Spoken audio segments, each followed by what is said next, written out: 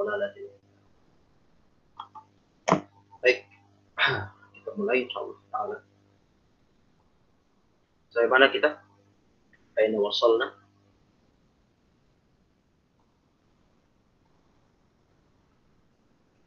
Aina wasalna ya syabab? Faslun ini Ustaz. Baik. Ya. Faslun fil amri bi ta'ahudil Quran wa tahdiri min ta'rifihi bisiyaq. Insyaallah ini penghujung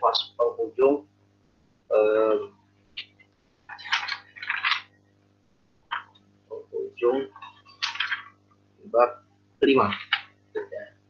Dan ini nanti insyaallah ujiannya dari muqaddimah sampai bab 5. Ya.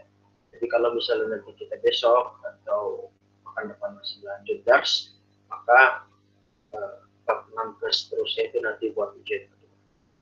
Nah ini insyaallah penghujung ini pasalnya sedikit ya, tapi sangat banyak. Baik, aina manil ladhi saya qra' fadhlu.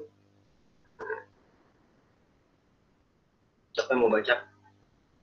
Kayak fastabiqul khairat ya syabab.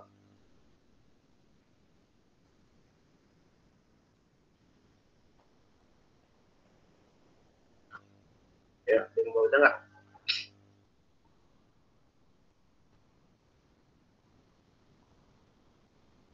Coba.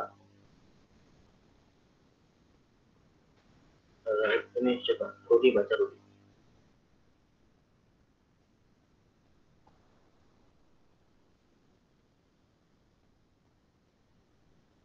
Ada Rudi enggak? Rudi. Baca Rudi.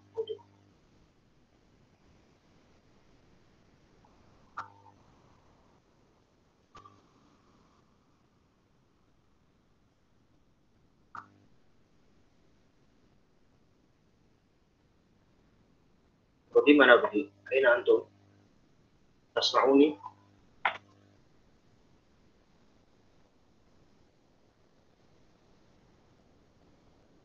Mana Rudi? Coba pakai.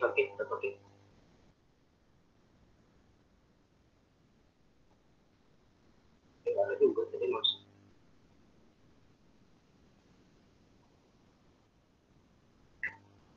Coba ditok.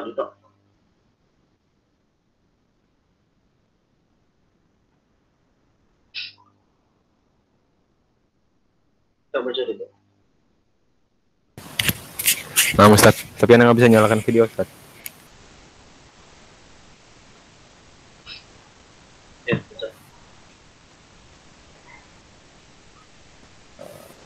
Bismillah, alhamdulillah, salatu wassalamu ala rasulillah wa ala alihi wa ashabihi wa man wala.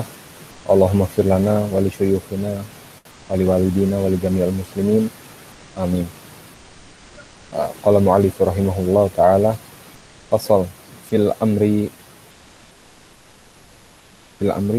bita'hadal Qur'an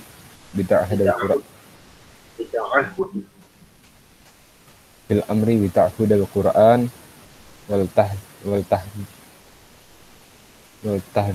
tahdzir min ta'ridah lin Ta'ridihi itu harfu jar. In ta'ridihi. min ta'ridihi lin nasyan sabab an abi Musa al-Ash'ari radhiyallahu anhu an Nabi sallallahu alaihi wasallam qala ta'ahadu hadzal Qur'an walladhi nafsu Muhammadin biyadihi lahu ashaddu tafallutan minal ibli fi uqliha. Rawahul Bukhari Muslim. Wa an Ibnu Amr radhiyallahu anha. Umar wa Ali bin Umar. Ingat ya, kalau baca nahwu kan, kalau Amr itu dipakai wawu, kalau Umar dia pakai wawu. Ya, coba. Ibnu Umar وعن ابن عمر رضي الله عنهما أن رسول الله صلى الله عليه وسلم قال إنما مثل صاحب القرآن كمثل الإبل المؤقلة إن عاهد عليها أمسكها وإن أطلقها ذهبت. Rawahu Muslim wal Bukhari. Ya cukup kita barakallahu. Insyaallah. Pak Tom lagi hujan ya sebetulnya. Semoga berkah ya. Bukan hujan semoga bukan.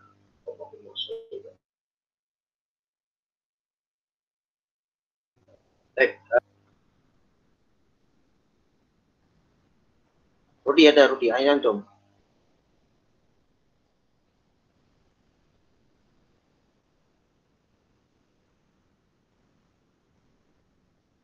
Ini mana Rudi? Nggak ada respon ini. Mana orang? Coba Ikhwan kalau yang nggak ada kepentingan nyalakan video semua. Ikhwan. Aturannya kan gitu kan.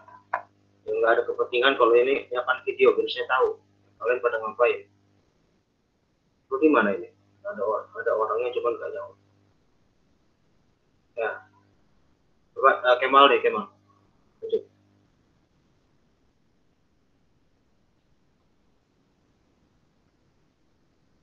وعن أنس بن مالك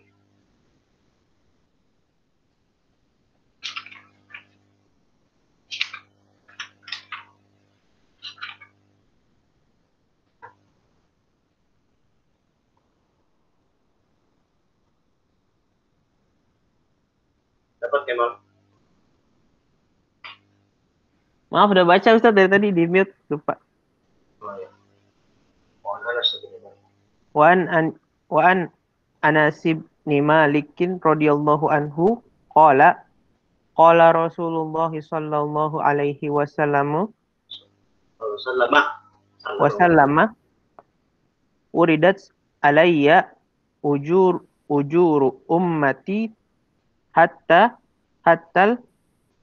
qadatu yuhrijuhar rajulu minal masjid wa uridat alayya dhunubu ummatihi falam aradan ban a'dhama min suratin minal qur'ani aw ayatin utiyaha rajulun thumma nasiyaha. Rawahu Abu Dawud wa Tirmidzi wa takallama fihi. Wa an Sa'di ibn Ubadata anil Nabi sallallahu alaihi wasallam qala man qara'al Qur'ana thumma nasiyahu lakiyallahu azza wa jalla yaumal qiyamati ajzama. Yaumal qiyamati mana? Kalau di sini nggak ada. Tambahin, ada. Selalu ada wahwa. Wahwa ajzama gitu ya Ustaz. Jazam. Wahwa ajzama. Jazam. Rawahu Abu Dawud wa Darimi. Aslun al-amri bitta'hudil Qur'an wa tahdhiri min ta'arudhihi lil isyan. Asal tentang perintah. Kita hari ini membahas penghujung bab 5 tentang adab yang berkaitan kepada adab keseluruhan manusia kepada Al-Qur'an. Jadi kalau kita urut kemarin bab pertama mukadimah, bab kedua tentang keutamaan Al-Qur'an. Lalu ada bab tentang adab seorang guru. Lalu adab seorang murid. Lalu yang sekarang diumumkan yaitu adab keseluruhan manusia terhadap Al-Qur'an. Nah nanti bab ke-6 ini kita langsung ke fikih khususnya tentang adab membaca Al-Qur'an. Nah, ini memang hampir 90% membahas fikihnya yang berkaitan dengan Al-Qur'an. sekarang kita di penghujung bab 5 ya, tentang perintah fil amri bitta'ahudil Quran, bitta'ahud, perintah untuk berpegang teguh dan memelihara Al-Quran, wa tahdhiri min ta'ridihi lin nisyan, dan juga peringatan dari berpaling karena perintah wa tahdhir, ya peringatan dari berpaling dari Al-Quran karena lupa. Ya, intinya apa? Bab ini, pasal ini adalah perintah kita untuk menjaga Al-Quran dan larangan untuk melupakannya. Ya, kasar seperti itu. Baik. Wabihi qala al-Imam An-Nawawi radhiyallahu anhu fi kitabih Thabata 'an Abi Musa al-Asy'ari radhiyallahu anhu 'an Nabi sallallahu alaihi wasallam qala ta'ahadul Qur'an ta'ahadu hadzal Qur'an awalladhi nafsi Muhammadin biyadihi lahu ashaddu tafallutan minal ibli fi 'uquliha rawahu al-Bukhari wa Muslim. Telah sabit dari sahabat Abi Musa al-Asy'ari radhiyallahu anhu bahwasanya Nabi Shallallahu Alaihi Wasallam bersabda, dari Nabi Muhammad SAW bersabda, ta'ahadu hadal Quran, berpegang teguhlah kalian terhadap Al-Quran, ya, peliharalah Al-Quran. Ta'ahada, ya ta'ahadu, artinya kita berpegang teguhlah dengan Al-Quran, jagalah Al-Quran. Fawalladhi nafsu Muhammadin biyadihi, maka demi zat Muhammad yang ada di tangannya. Ini biasa qasamul Arab. Biasanya semua orang Arab itu mereka terutama dari kalangan sahabat ketika ingin menunjukkan sesuatu yang spektakuler, ya, sesuatu yang ajaib, yang tinggi, maka dia pakai sumpahnya fawalladhi nafsi Muhammadin ya. Lahu asyaddu tafallutan minal ibli fi uquliha. Bahwasanya Al-Quran itu asyaddu tafallutan. Asyaddu tafallutan yaitu Al-Quran itu lebih cepat untuk hilang dari ikatan. Jadi Al-Quran itu apa? Lebih cepat hilang atau lebih cepat lepas dari ikatan minal ibili fi uquliha, daripada seekor unta yang diikat pada ikatan. Nah, jadi ini perumpamaan ya. Kata Rasulullah gimana? Berpegang teguhlah pada Al-Quran. Apa yang dipegang teguh? Baik dari bacaannya, kita menjaga hukum-hukum tajwidnya, lalu kita menjaga hafalan-hafalan kita yang sudah kita punya, dan juga yang paling penting adalah menjaga amal-amal yang kita amalkan. Hukum-hukum yang ada dalam Al-Quran dipraktekkan dalam keseharian. Nah, ini paling penting. Jadi tiga hal ya yang mesti dijaga dari Al-Quran itu apa? Dari segi bacaan kita mesti benar, sesuai dengan tajwid, sesuai dengan hukum-hukum makhraj, huruf sifat, ya, sehingga bahasa kita sesuai yang apa yang diajar Rasulullah Sallallahu Alaihi Wasallam pada para sahabatnya. Lalu kita juga mesti menjaga apa? Mesti menjaga hafalan. Ya, jadi Al-Quran itu tidak cukup dibaca, tapi juga dihafal. Ya, karena menghafal Al-Quran itu ada salah satu sarana kita memahami ilmu syar'i. Ya, bahkan sebelum antum menghafal segala sesuatu, baik dari mutun-mutun ilmu ataupun hal-hal lainnya, maka hafalkan Al-Quran. Al-Quran terlebih dahulu. Lalu yang terpenting dari itu semua, dari segi bacaan ataupun hafal apa? Menjaga maknanya, menjaga hukum-hukumnya, diamalkan dalam keseharian. Kata Rasulullah apa? Kita mesti pegang teguh di Al-Quran. Karena kalau seandainya kita nggak pegang teguh, lahu asyaddu tafallutan minal ibli fi uquliha, maka dia itu akan lebih cepat lepas dari ikatan daripada unta yang lepas dari ikatannya. Jadi kalau misalnya kita bayangkan unta ya, atau kuda, di kita mungkin dari kuda, kambing atau ternak ya, kalau dia diikat pada tempat pengikatan dia, kalau dia nggak diikat dengan puncak maka dia akan lepas ya, dengan cepat. Nah, Al-Quran ibaratnya seperti itu. Ketika kita menghafal Al-Quran, maka kita seakan-akan sedang mengikat tuh ayat-ayat kita di otak kita. Nah, kalau kita nggak menjaga itu semua, maka akan cepat hilang. Gimana cara menjaganya? Kalau bacaan, kita menjaganya dengan apa? Dengan talaqi kepada guru Al-Quran yang benar bacaan. Jaga Al-Quran dari segi bacaan, apa kita mesti talaqi. Tidak bisa baca sendiri. Dari segi hafalan, kita mesti murojaah. Ya, murojaah, terus murojaah. Ya. bertanya, mana yang lebih utama, memperbanyak murojaah atau menambah hafalan? Ini buat yang hafalnya belum 30 juz ya. Belum 30 juz. Kalau ditanya mana yang lebih utama dari 30 kan, memperbanyak hafalan atau memperbanyak murojaah? Jawabannya memperbanyak murojaah. Ya, itu kaidah umum. Kenapa? Karena murojaah itu akan mengingatkan kita pada ayat-ayat yang kita hafal. Ya. Dan murojaah itu hukumnya wajib. Hukumnya apa? Wajib. Sementara nanti ada pembahasan lebih rincinya. Sementara menambah hafalan, kita menghafal Quran itu hukumnya sunnah. Ya, sunnah muakkad. Tidak ada dosa bagi orang yang nggak hafal Quran untuk 30 juz itu nggak ada. Ya, karena Allah la yukallifullahu nafsan illa wus'aha.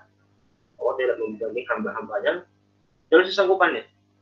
Ya, menghafal Quran 30 juz itu bukan kewajiban, bukan fardu ain, bukan. Tapi itu adalah perintah yang sifatnya sunnah. Adapun murojaah bagi orang yang telah menghafal Quran, ya, orang yang telah berusaha berinteraksi dengan Quran, maka dia wajib menjaganya. Ya, wajib menjaganya. Dalilnya apa? Nanti ada dalil di bawah. Ya, ada ancaman soalnya. Karena ada ancaman orang yang melupakan Al-Quran, ada ancamannya dalam suatu hadis. Nah, ini jadikan dalil sebagai ulama bahwasanya murojaah itu wajib. Ya, maka kita mendahulukan yang wajib daripada yang sunnah. Seperti itu. Jadi kalau saya perhatikan misalnya antum ya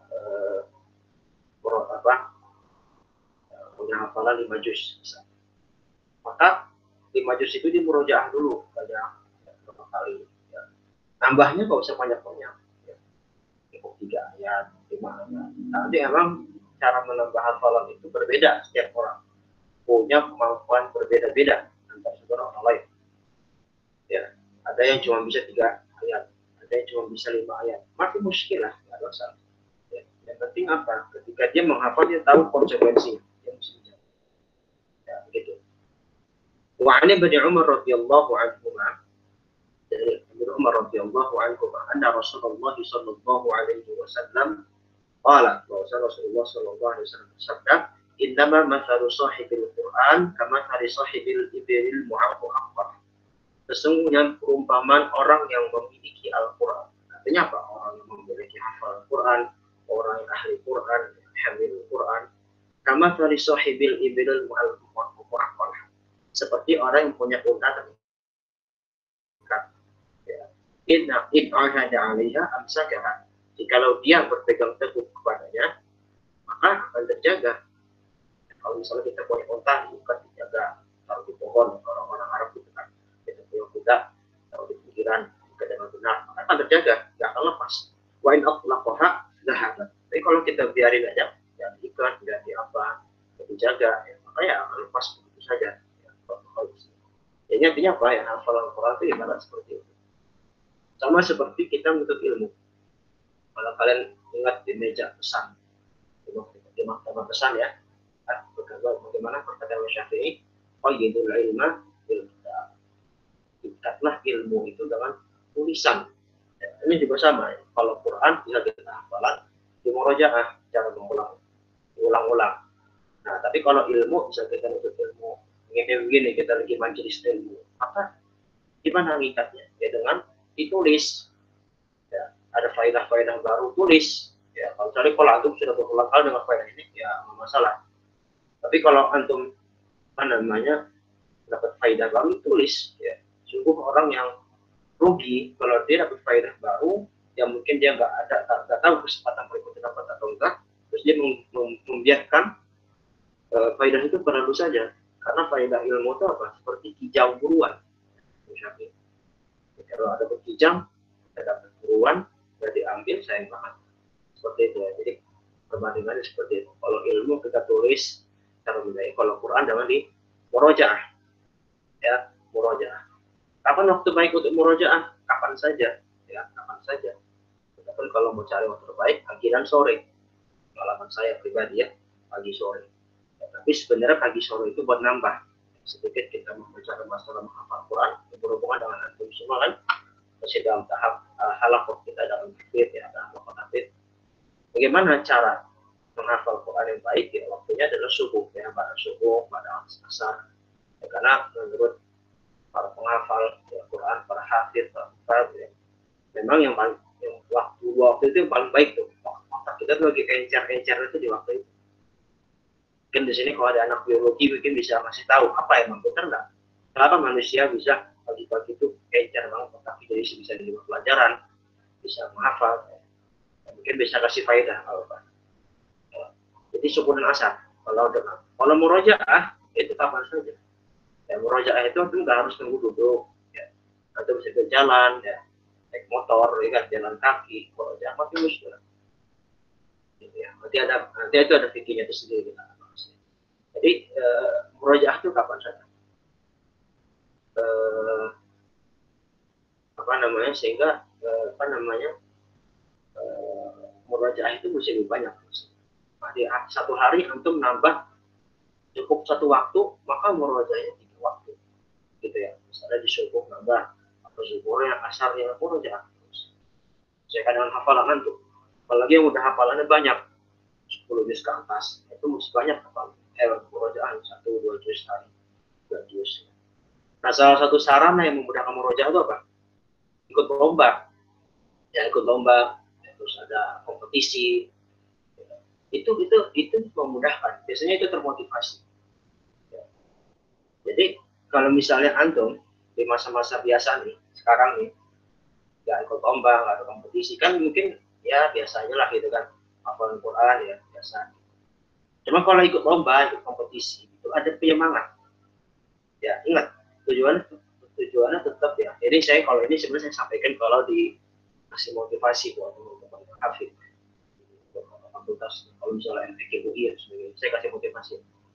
Ikut lomba tahfidz itu tujuannya bukan untuk dapat juara sebenarnya.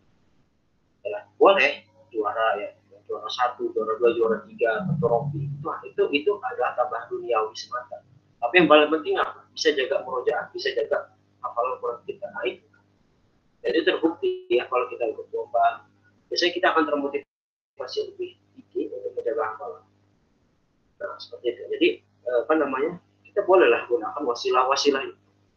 Kalau kita misalnya merasa kok nggak termotivasi ya, kalau kita cuma murojaah sendiri atau sedikit aja, ikut lomba, terus sama teman kalian punya teman khusus, saya saling mengingatkan, gitu ya. Jadi kalian nih para penghafal Quran, ahlul Quran, ahlul Quran khusus. Ahlul Quran itu adalah keluarga yang Allah dan keluarga Allah khusus, gitu ya. Jadi penghafal Quran itu mempunyai istimewa, penghafal hadis, penghafal betul-betul itu bagus ya. Yang paling mulia itu penghafal Quran. Seperti itu. Jadi punya hafalan nih dijaga, diikat di otak antum.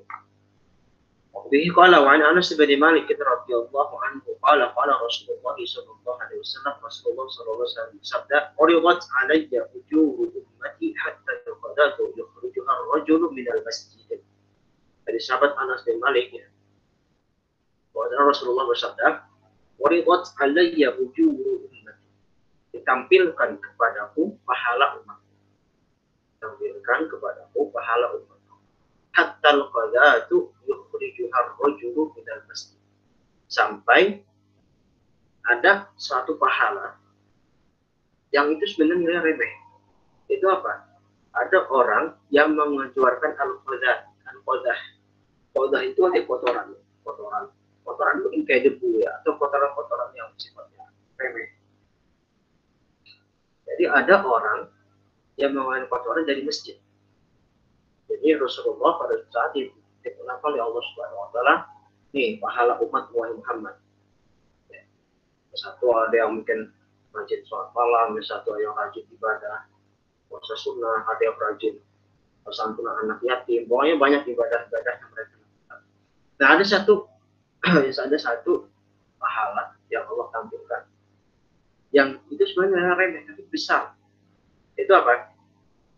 Orang ya yang membersihkan kotor dari masjid. Ya, itu masuk juga cabang iman yang paling rendah ya. Imaqatul adza 'anil thariq kata Rasulullah SAW. Ya. Cabang iman yang paling tinggi apa? Ucapan la ilaha illallah, kalimat tauhid. Dan yang paling rendah apa? ada korin, yaitu kita menghilangkan gangguan dari jalan. Jadi kita jangan meremehkan kebaikan. Nah, jadi kalau jalan ya, maupun nemu kotoran, nemu apa, angkatlah. Insya Allah itu pahalanya tidak sia-sia. Wa'ridat alayya dulu umat. Nah, selain ditampilkan pahala, Rasul juga pernah ditampilkan dosa-dosa umat. Nah, ini perhatikan ini ancaman betul. Falam ara dzamban a'zama, dan saya tidak melihat suatu dosa yang lebih besar min suratin minal Qur'an au ayatin utiha rajulun thumma nasiha. Dan saya tidak melihat, kata Rasulullah, dosa yang paling besar daripada apa? Daripada surat Al-Quran atau satu ayat pun. Perhatikan. Jadi kata Rasul, tidak ada dosa yang paling besar yang aku lihat pada saat itu dari suatu surat dari Al-Quran yang dihafalkan orang, atau satu ayat pun yang dihafalkan orang, atau ayat itu utiha, ya, jadi Allah berikan dia untuk bisa menghafal, rajulun tsumma nasiha. Jadi ada orang dikasih hafalan satu surat, dikasih satu ayat, terus dia nasiha, kemudian dia melupakannya. Jadi ini ancaman. Ya, dan saya tidak melihat itu dosa paling besar kecuali apa? Orang dikasih hafal Al-Quran, cuman dia melupakannya. Ya, tsumma nasiha. Satu ayat pun atau satu surat, kali sesurat. Nah, Masya Allah. Nah, di sini memang ini riwayat hadis Abu Dawud Tirmidzi. Dan di situ ada keterangan takallama fi. Kalau di sekolah dibahas takallama fi, sini hadis memang dari segi sanad diperbincangkan. Ya, kalau di keterangannya saya miliki, saat ini ada hadis gharib. Apa hadis gharib? Hadis gharib itu apa? Coba saya mau tanya. Karena belajar mustalah nih, baik kuliah daripada hatam, waktu fikar daripada hatam, gitu. Saya tanya, apa hadis gharib? Ini hadis gharib. Apa hadis gharib itu? Tahu? Ustaz, Ya, sorry. Boleh. kalau nggak salah, wakul gharibun marawa rawin faqat, Ustaz. Ahsan. Itu yang apa? Cuma diriwayatkan oleh satu orang. Ya, satu orang. Ya, jadi dari hadis gharibnya hadis yang diriwayatkan satu orang, satu rawi dari masing-masing tabaqatnya. Dari kurang min tabaqat, satu kulit tabaqat. Satu orang, seperti misalnya hadis tidak amal bidiyah. Itu kan dari satu masing-masing tabaqat ya, dari sahabat, tabi'in itu satu rawi semua. Sahabat Umar bin Khattab, tabi'in sahabat, tabi'in. Nah, hadis ini gharib. Ya, hadis ini gharib. Dan gharib itu masih masuk kategori dhaif. Cuman, saya sudah bilang, Muqaddimah Imam Nawawi sudah bilang, hadis dhaif bagi beliau boleh diamalkan, boleh dijadikan hujjah, dan ini adalah fadhail a'mal, masuk hadis yang masuk kategori fadhail a'mal, bukan masalah hukum bagi akidah. Oleh karena Imam Nawawi masih memasukkan hal itu, dan itu juga ditambah juga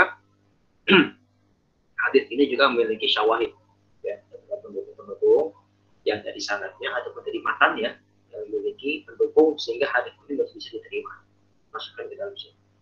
Atau kalau ini dhaif ya, dikatakan dhaif ya, kalau mungkin gharib atau sebagainya, maka dia tetap bisa diterima karena manhaj Imam Nawawi sudah kita sampaikan di awal, dia menerima hadis dhaif gitu, karena fadhil. Nah, di sini saya akan ingin memperinci. Ibnu Hajar ya, di dalam Fathul Bari syarah Sahih Bukhari, dia menukil perkataan Imam Al-Qurtubi rahimahullah ta'ala terkait hadis ini yang kita fokuskan kepada masalah nasiyah, melupakan Al-Quran. Apakah mutlak orang yang lupa hafal Al-Quran tiba-tiba mutlak dia dosa besar? Jadi di sini dijelaskan Imam Al-Qurtubi bahwasanya orang yang hafal Al-Quran itu ketika dia menghafal satu ayat, dua ayat, maka dia sebenarnya kedudukan atau sebagai tinggi. Ya, kita ingat kemarin di babak awal itu Iqra wa rattil wartaqi kama kunta turattilu fid dunya fa inna manzilata inda akhir anta taqra. Salah satu keutamaan para penafsir, dia kedudukan dia di akhirat itu apa? Tergantung ayat yang dihafal. atau itu dihafal. Kalau dia hafal 30 juz paling tinggi. Dia hafal cuma 5 juz ya berarti kedudukan dia 5 juz tingkatannya. Ibarat kalau misalnya 30 juz itu dia apartemennya 30 lantai. Berarti memang kedudukan tinggi banget. Tapi kalau dihafal cuma 5 juz ya dia kedudukan cuma apartemen 5 lantai, gitu kan. Seperti itu kira-kira. Saya kasih pemahaman gitu. Nah, orang yang menghafal Quran itu satu ayat makin naik itu lagi tinggi kedudukan dia. Ya. Nah, dan ketika dia menghafal Quran, itu dia nanti akan menambah kemuliaan dia dan ilmu dia. Gitu kan. Ketika dia melupakan itu, maka dia kembali kepada kebodohan dan kembali kepada hal yang rendah kembali. Misal, dia sudah hafal 5 juz, tiba-tiba dia melupakan begitu saja. Dia melupakan begitu saja. Maka yang tadinya kedudukan di 5 juz karena dia nggak jaga, dia nggak hafal, dan kita nggak merojak, makanya balik lagi itu turun. Yang seharusnya dia nanti di akhirat bisa 5 juz, tapi karena dia nggak jaga, sampai akhir hayatnya dia nggak jaga, lupa semua, bisa bilang ditarik ya, maka kedudukannya akan hilang begitu saja di akhirat. Kenapa? Karena dia nggak menjaga. Karena dia nggak menjaga. Dan kembali kepada kebodohan itu, setelah yang Allah berikan itu, menghafal Quran itu adalah perkara besar, perkara yang main-main, dosa besar, gitu ya. Nah, sebagian ulama menafsirkan, ya, di sini maksud melupakan ini apakah melupakan ayatnya, apa melupakan kandungannya, ya gitu ya. Jadi tadi kita udah bahas yang dimaksud di sini apa, melupakan ayatnya, yaitu ayat itu sudah hafal, atau melupakan kandungannya, dirinci lagi. Kalau menurut Sufyan bin Uyainah, kalau sebut tabi'in yang ma'ruf ya, Sufyan bin Uyainah mengatakan bahwasannya melupakan di sini bukan sekedar melupakan ayat, ya. Jadi kita hafal 3 juz atau hafal 3 ayat aja misalnya, 3 ayat aja, misalnya 3 ayat. Itu bukan serta-merta kita melupakan lafaznya atau ayat. Tapi apa? Tarkul amal. Jadi kata beliau, anisyan, nasiyah itu kan untuk bahasa nisyan, lupa. Lupa itu dalam bahasa Arab, ya. Nisyan makna lupanya itu apa? At-tarku, meninggalkan. Jadi lupa itu maknanya meninggalkan. Dirinci lagi oleh Sufyan bin Uyainah bahwasanya meninggalkan di sini bukan sekedar meninggalkan hafalan atau ayat, tapi akan meninggalkan kandungannya. Ya, sehingga apa? Sehingga ini lebih berbahaya. Dan ini yang diancam oleh Rasulullah Shallallahu Alaihi Wasallam. Seperti itu. Walaupun ya dia mungkin hafalan lancar. Ya, misalnya dia benar-benar mutkin, bahkan diminta bolak-balik baca, ya kan? Misalnya juz 29, diputar lagi 28, boleh benar-benar mutkin lah. Cuman dia mungkin tidak mengamalkan kandungannya, maka ini sama saja termasuk orang yang melupakan Al-Quran. Jadi kuncinya apa? Kuncinya tadi saya sampaikan di awal, menjaga Al-Quran itu mesti 3 hal: menjaga bacaan, menjaga hafalan, dan menjaga kandungan. Itu penting. Dan bisa dipisahkan satu sama ayat. Jadi yang dimaksud nasiyah atau nisyan di sini maksudnya apa? Tarkul amal. Ya. Jadi kalau dia benar-benar baca Al-Quran, dia menghalalkan yang halal, mengharapkan yang haram, ya kan? Menjalankan perintah Allah, takut dengan maksiat, dan sebagainya macam itu seharusnya. Jangan sampai dia penghafal Quran pacaran. Nah, sampai masih pacaran sih, ada kan ya, ulap ya, harus ada. Nah, masih pacaran nih nggak boleh. Wala taqrabuz zina, atau menghafal ayat itu munafik. Hafal Quran kalau baca wala taqrabuz zina tapi dia pacaran munafik. Al-Quran bilang apa? Allah bilang macam ya. Yang kerusakan, wala tufsidu fil ardh, kerusakan. Sama saja. Jadi mengamalkan Quran. Macam-macam. Nah, itu jadi diamalkan gitu loh. Ya, diamalkan. Atau misalnya Al-Quran bilang yuhillu lahum at-thayyibat wa yuharrimu 'alaihim al-khaba'ith. Allah menghalalkan yang baik-baik, mengharamkan yang buruk-buruk. Contoh yang buruk-buruk apa? Yang mudah, misalnya rokok. Masalah fikihnya ada yang bilang makruh, ada yang bilang haram, itu masuk khaba'ith. Buruk bagi kesehatan, apalagi dari segi hal yang kita udah sebagai itu tidak baik. Ya, tidak selayaknya penghafal Quran roh. Gitu, Pak. Nah, itu macam-macam hal itu seperti itu. Jangan sampai penghafal Quran itu malah dia bertolak belakang dengan isi Quran itu sendiri. Nah, itu. Jadi maksudnya hal itu apa? Selain kita menjaga kandungan, selain kita menjaga lafaz atau ayat yang kita baca, maka jaga juga kandungan. Seperti itu. Jadi kalau motif supaya itu adalah kita jangan ninggalin amal. Jadi kita tetap mesti mengamalkan. Kalau menurut Abu Yusuf, lagi nih berapa lain? Kata Abu Yusuf ini salah satu murid Imam Abu Hanifah. Dia pernah katakan maksud nasihat, maksudnya melupakan Qurannya apa? Yaitu melupakan membaca dengan mushaf. Melupakan membaca dengan mushaf. Jadi kan ada orang yang belum hafal 30 juz, otomatis dia pasti butuh dalam baca dengan mushaf. Baca sholat belum dihafal, dia butuh kan. Nah, kata Abu Yusuf, termasuk kemudian itu apa? Kita merupakan baca Quran dengan mushaf. Dan nanti ada deh penjelasannya. Ya. Kalau menurut Imam Nawawi nanti baca Quran dengan mushaf itu lebih afdal daripada baca dengan film baik. Itu ada penjelasan lebih. Nah, jadi kita nanti kalau kita dah hafal Quran, ya boleh. Kita mesti juga menyebutkan dalam baca mushaf.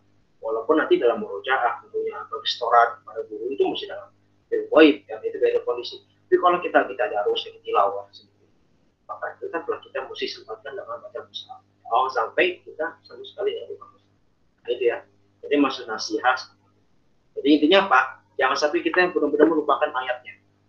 Jadi jangan sampai kita hafal Quran, kita benar-benar melupakan ayatnya begitu aja. Ya, dilupakan aja ayatnya. Kita hafal, nggak dimurojaah, nggak diulang-ulang, lupa lah. Khawatir kita masuk ke golongan ini. Atau kita melupakan kandungan amalnya. Kita bagus baca ada benar, ya kita udah disebut qori, kita udah disebut hafid, tapi kita perilaku kita tidak sesuai dengan Quran. Atau mungkin kita berperilaku yang orang tuh ente hafid kok perilakunya begini sih, gitu. Orang akan mengira kok ente hafiz tapi kok kayak begini sih. Nah ini juga jangan seperti itu. Ya. Nah, pesan anda buat antum semua nih, ikhwan, akhwat sekalian. Lebih baik antum wafat dalam keadaan tidak menghafal Quran walaupun tidak boleh.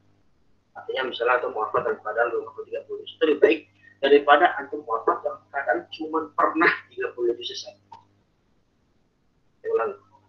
Lebih baik antum menjadi orang yang terus menghafal Quran sampai akhir hayat walaupun tidak hafal 30 juz, daripada antum wafat dalam keadaan menjadi mantan penghafal Quran walaupun sudah 30 juz. Ya, itu pesan saya. Tapi yang lebih baik lagi apa? Yang lebih baik lagi yang paling makomnya tinggi nih, insya Allah apa? Wafat dalam keadaan hafal 30 juz, insya Allah paling tinggi.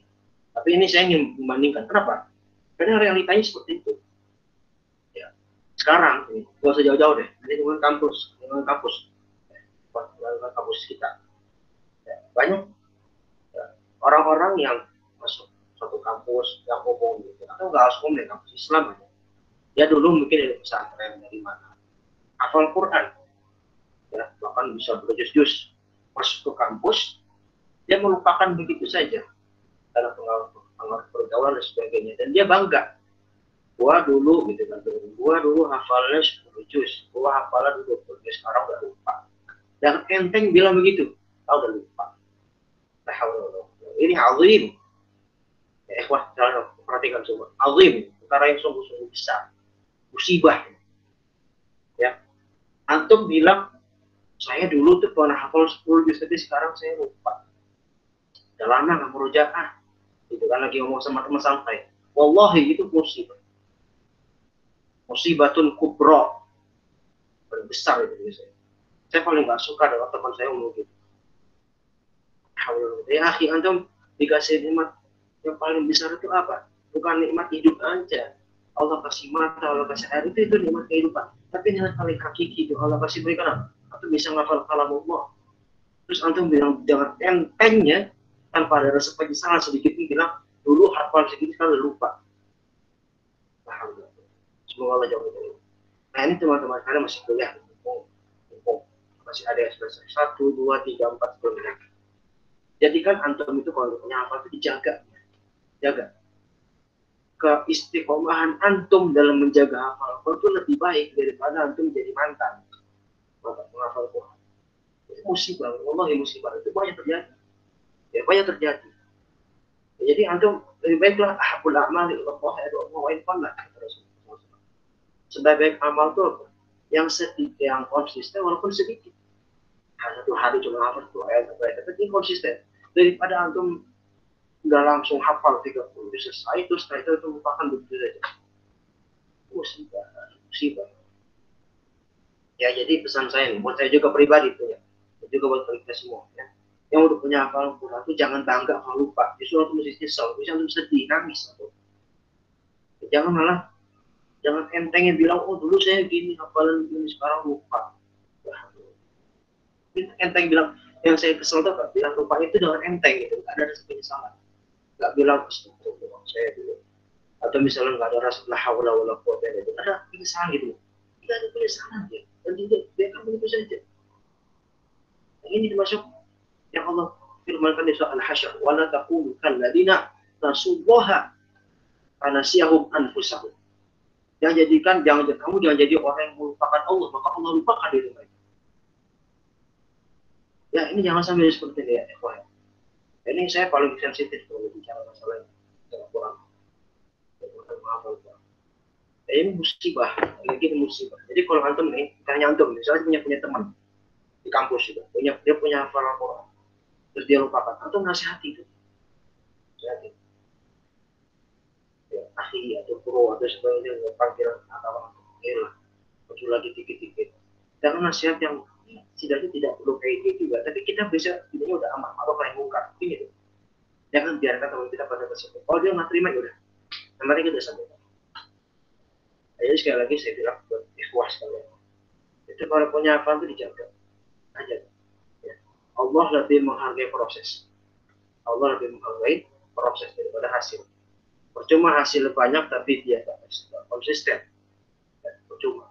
Lebih baik dia prosesnya konsisten walaupun hasilnya tidak maksimal. Gitu ya. Ini pesan saya semua. Buat saya pribadi juga, saya juga selalu kadang-kadang istighfar. Nah tapi ingat ya, lupa ini juga bisa dibagi. Ada lupa yang sengaja, yang ini yang diancam oleh hadis lupa sengaja. Jadi kayak tadi saya bilang, dia nggak mau ada usaha untuk merujuk, nggak mau ada usaha untuk merujuk, mengulang. Itu dosa besar. Tapi kalau lupa sesekali, ya wajar manusia ya. Manusia pasti Rasulullah juga pernah lupa. Ada surat dengan sahabat pernah lupa. Imam Masjidil Haram juga kadang lupa. Saya pernah di Madinah, lalu atau lalu, Imam Nabawi bacaan nas salah. A'udzu bi rabbin nas langsung wa min syarrin qul sampai minal jinnati wan nas langsung ke situ coba mana salah. Manusia biasa itu wajar ya. Kalau udah tua Imam Syekh itu tua. Wajar. Lupa yang enggak disengaja itu wajar. Yang penting jangan disengaja dan diterus-meneruskan dibiarkan kan. Penting ada usaha. Kalau kita tetap berusaha meroja, insyaallah Allah akan tetap Allah tetap akan mengasihi kita, Allah tetap akan memberikan kita uzur. Tapi kalau kita sengaja, nah ini tadi saya lupa sampai ini. Jadi maksud hadis ini apa? Melupakan itu jangan sengaja, bodoh amat ya. Dia nggak ada rasa untuk mengembalikan hafalan dia lagi sehingga dia bisa menjaga hafalan. Semoga Allah SWT memperbaiki kita istiqomahan. Baik, faslun. Ini fasal terakhir ya. Fasal terakhir. Coba yang baca siapa? Sama dikit. Coba yang baca. Coba Yusman, baca Yusman. Fasl fi man nami an uriduhu. Wirdihi. Apa itu? Wirdihi. An wirdihi. An Umar ibn Khattab radhiyallahu anhu qala Rasulullah sallallahu alaihi wasallam man nama an hazbuhu min al-layli aw an shay'in minhu faqara'ahu ma baina salat al-fajr baina salati al-fajr wa salat al-dhuhr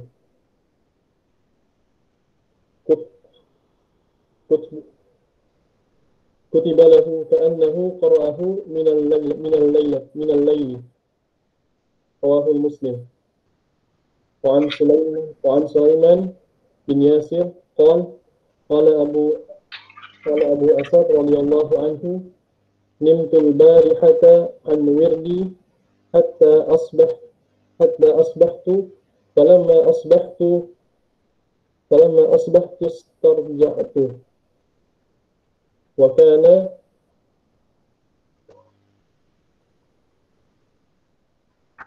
وردي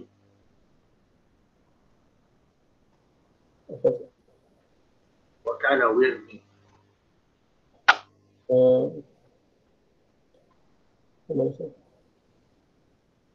وكان وردي سورة البقرة فرأيت في المنام كأن بقرة تنطهني. رواه ابن أبي داود.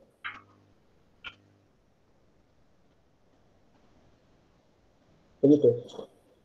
Terus kita ada satu lagi kan. Wan ibnu Abi ad-Dunya an ba'du hufaz al-Quran annahu nama laylatan an hizbihi fara'a fi manamahu كأن قائلا يقول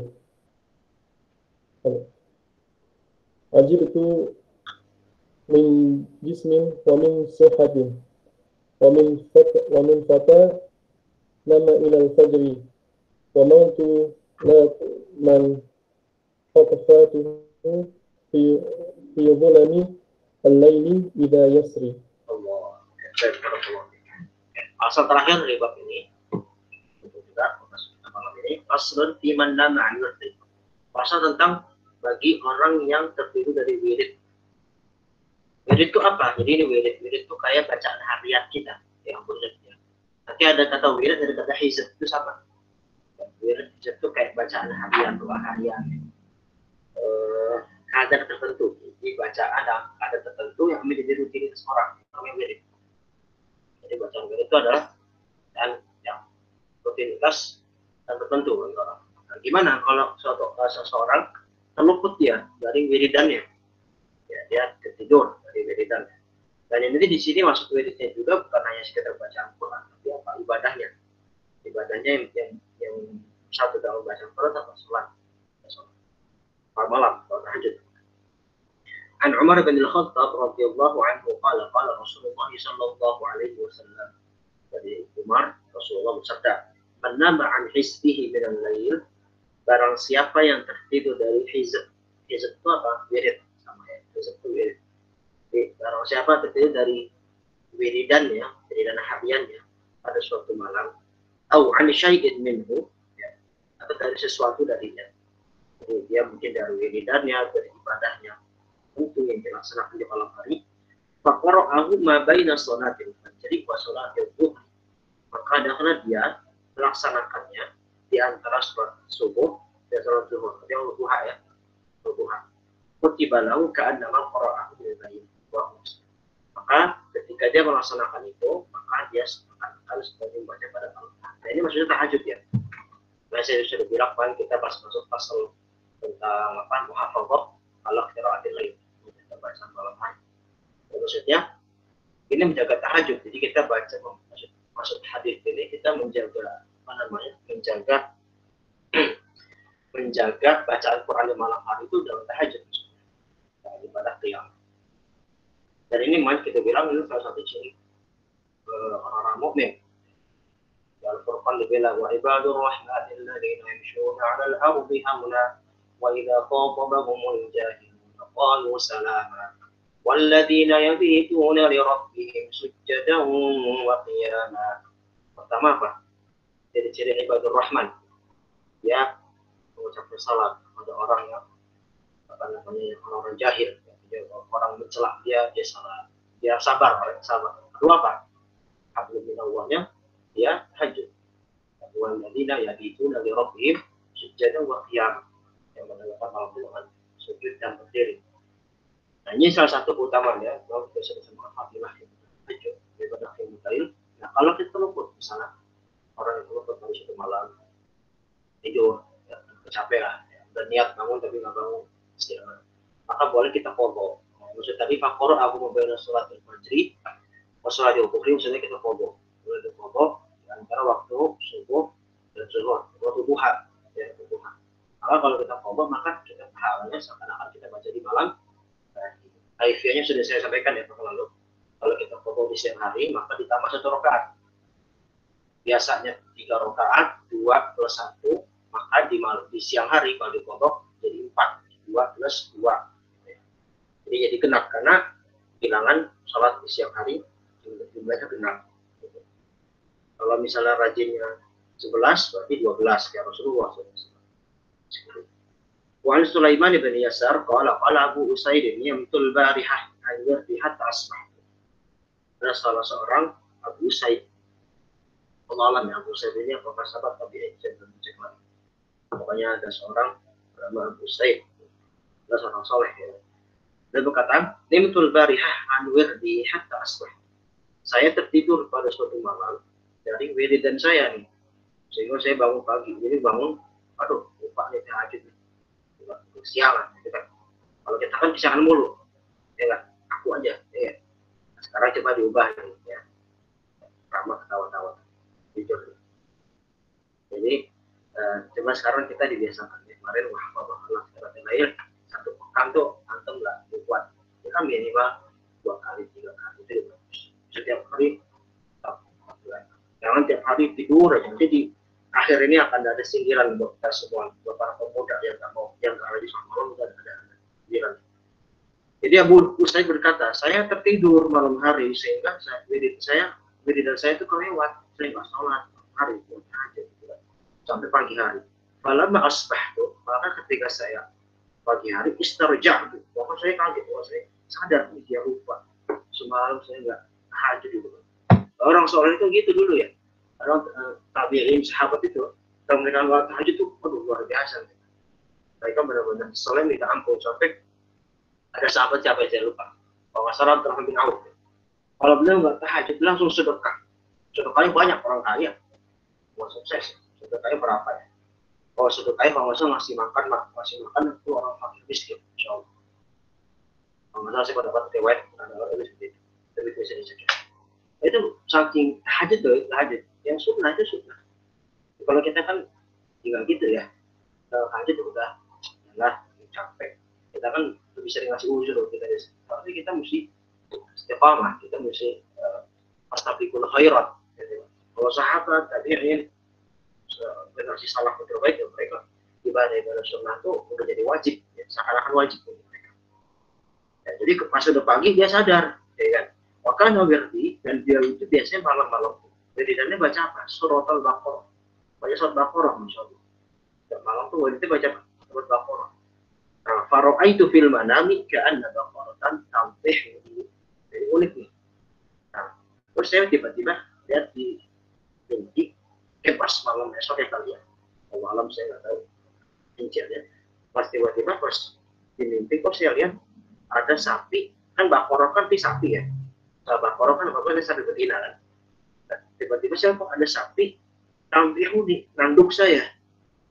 Jadi karena beliau ninggalin wiridan dia baca Baqarah, pada suatu malam dia mimpi ada Baqarah yang nanduk dia karena marah, gitu kan. Ente gimana sih malam-malam biasanya bacain aneh, bacain Baqarah kok tiba-tiba tak baca Baqarah. Rawahu Ibnu Abi Daud. Ini dari tabi'in, seperti tabi'in. Ya, jadi ini masya Allah orang soleh itu begitu ya, orang seperti itu. Jadi mereka tertinggal itu dapat apa itu sinyal gitu kan, ilham. Warwa Ibnu Abi Dunya ini nih, terakhir malam ini sindiran untuk semua. Semoga malam ini bisa dipraktikkan.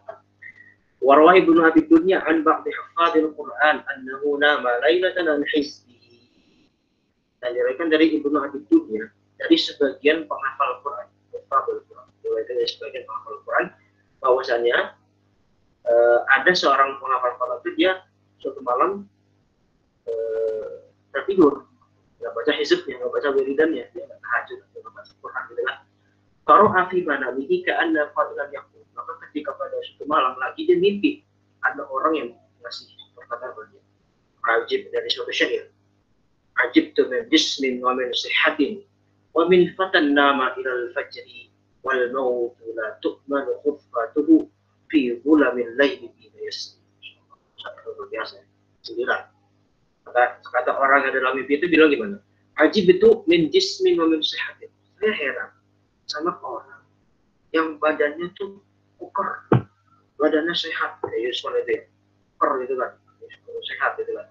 Wa min fatan nama ilal fajr. Cuma kok dia badannya ukur, gitu. Sehat masih muda, tapi dia masih muda, kok malah tidur sampai fajar. Ayo, jadi ada orang bilang gitu, saya heran, ini ada orang pemuda, ukur badannya sehat gitu kan, kok dia tertidur sampai fajar, artinya nggak tahajud, nggak lain, hizban, nggak wiridan malam hari gitu kan.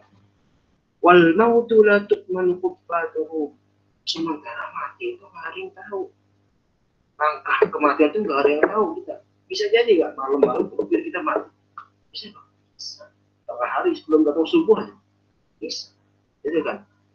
Fi zulamil laili idza yasri, dan ketika ini kegelapan malam sedang berlalu.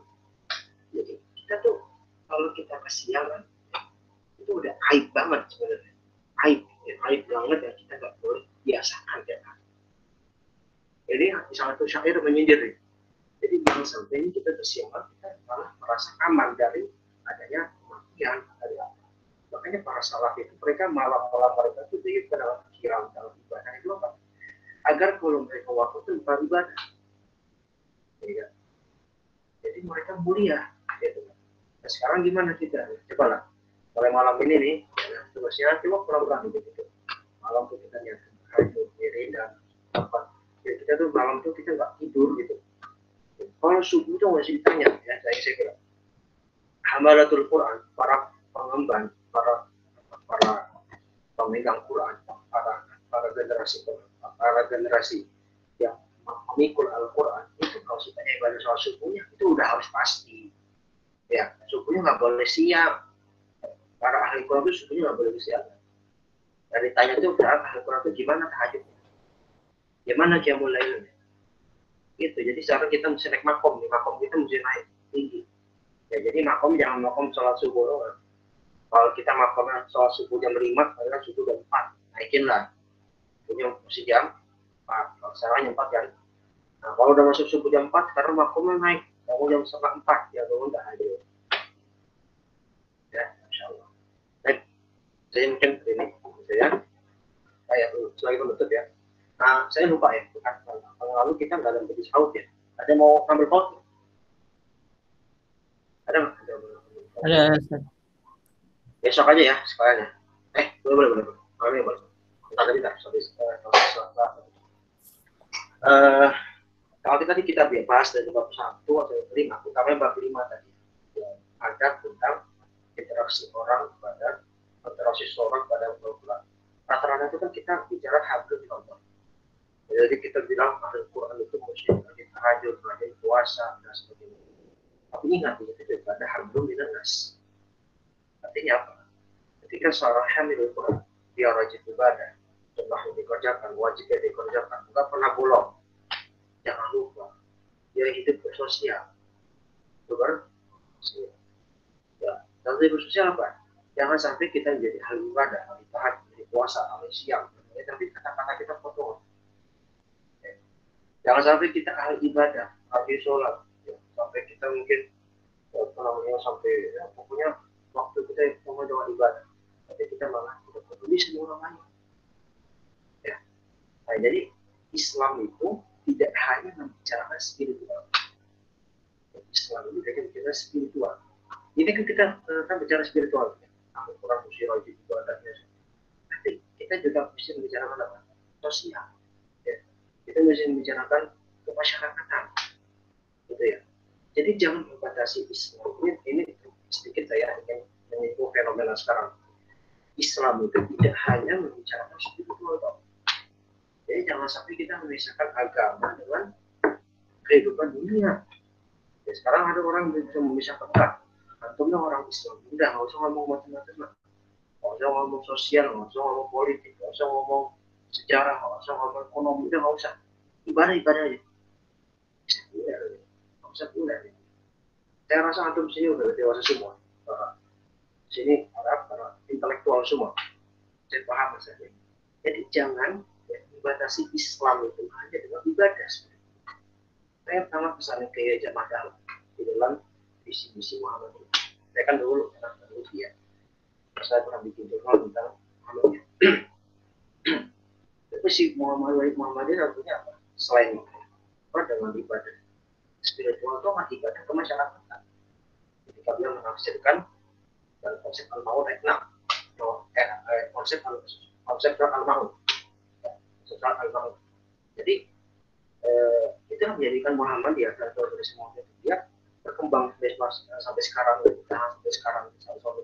karena dia aspek sosial itu jangan peduli pada orang gitu kan. Sekarang ditambah lagi dengan sekarang ini apa ya, kita lihat kita mesti bisa masalah dengan kita sama muslim, terlepas dia mungkin berbeda paham dengan kita, tapi dia muslim dulu, tapi dia seorang muslim. Kita ketika ada saudara kita dizolimi, ketika ada saudara kita yang mungkin mengalami kesusahan, kita bela. Kita mesti konsep wala loyalitas itu sama muslim. Dan zaman sekarang zaman penuh fitnah. Umat Islam diobok-obok, umat Islam dihancurkan, umat Islam dibikin pecah belah. Jangan sampai nih kita sebagai wali ini karena hanya fokus ini ibadah, fokus ini untuk ilmu, itu bagus, tujuan utama. Cuma jangan sampai nih wali apalagi kita sebagai generasi intelektual, itu acuh terhadap yang ada kehidupan masyarakat, kehidupan negara itu penting. Yang penting itu mesti tahu. Walaupun antum nggak harus terjadi itu ya nggak harus terjadi atau orang lain.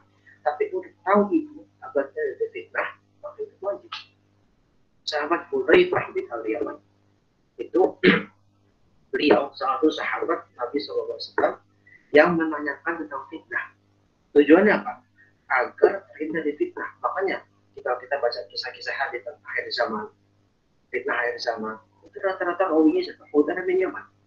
Padahal pada zaman itu para sahabat pun lanjut apa?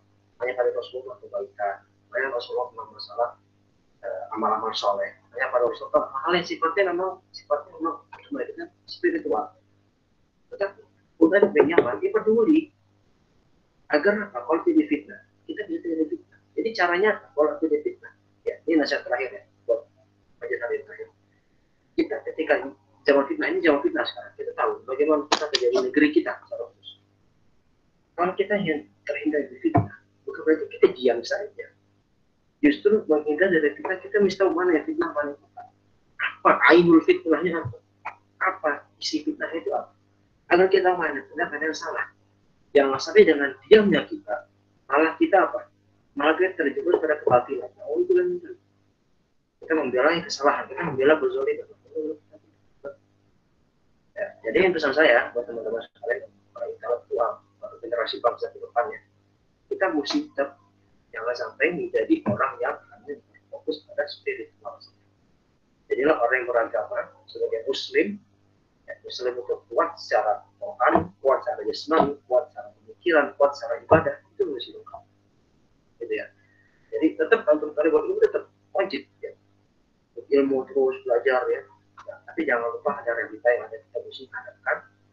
Caranya menghindari gimana? Ya kita mesti tahu juga. Jangan udahlah nggak usah ikut tapi betul kalau ikut tapi gimana caranya aku nggak ikut itu aku nggak terjerumus juga. Gitu ya. Jadi ya semoga Allah SWT memberi kita dari fitnah yang ada sekarang. Semoga Allah SWT mengistiqomahkan kita atas kebenaran dan semoga Allah melindungi kita dari kezaliman. Baik, mungkin di penghujung maksudnya ada yang ingin bertanya dulu, saya lupa. Apa ya, silakan.